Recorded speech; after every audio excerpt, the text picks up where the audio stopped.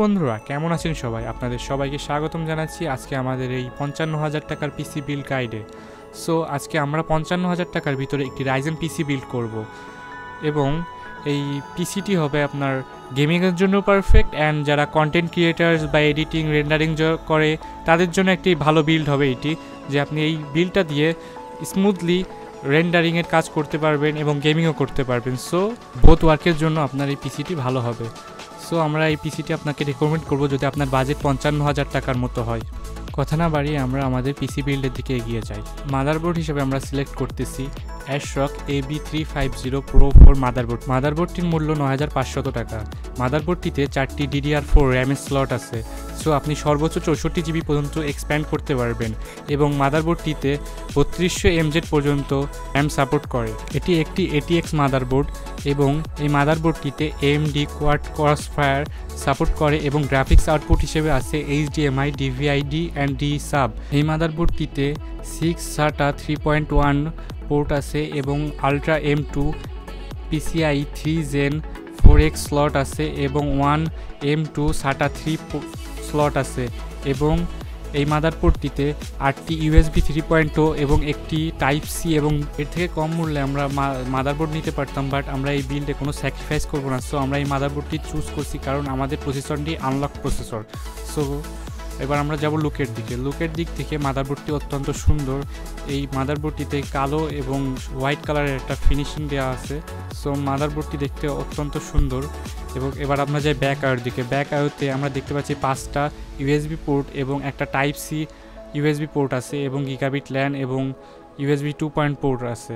মাদারবোর্ডটির দাম 9,500 টাকা। স্টোরেজ হিসেবে আমরা ব্যবহার করতেছি western digital 1TB blue desktop hard ডিস্কটি।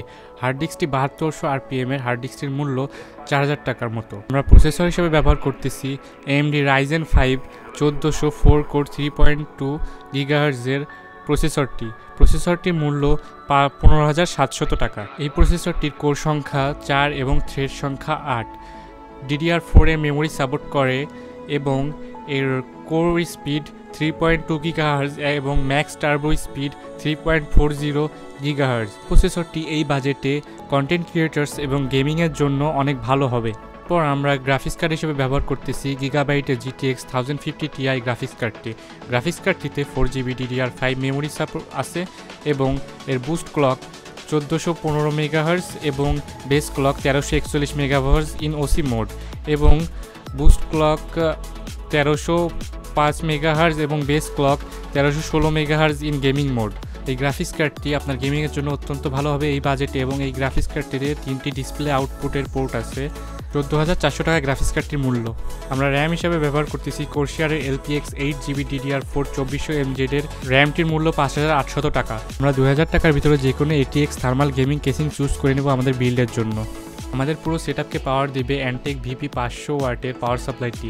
এটি একটি কন্টিনিউয়াস পাওয়ারের পাওয়ার সাপ্লাই এবং এই পাওয়ার সাপ্লাইটি আমাদের বিল্ডের জন্য পারফেক্ট হবে এবং ভবিষ্যতে আপগ্রেডের জন্য এই পাওয়ার সাপ্লাইটি অনেক হেল্প করবে এবং আপনার বিদ্যুৎ বিল কমানোর ক্ষেত্রেও এই পাওয়ার সাপ্লাইটি অনেক হেল্প করে। এই বিলটির টোটাল খরচ 55,000 টাকার মতো। এই ছিল আজকে আমাদের পিসি বিল্ড গাইড। আশা করি সবার ভালো লেগেছে। ভালো লাগলে অবশ্যই লাইক প্রেস করবেন, খারাপ লাগলে ডিসলাইক প্রেস করবেন। অবশ্যই ভুলবেন না আমাদের চ্যানেলটি সাবস্ক্রাইব করতে।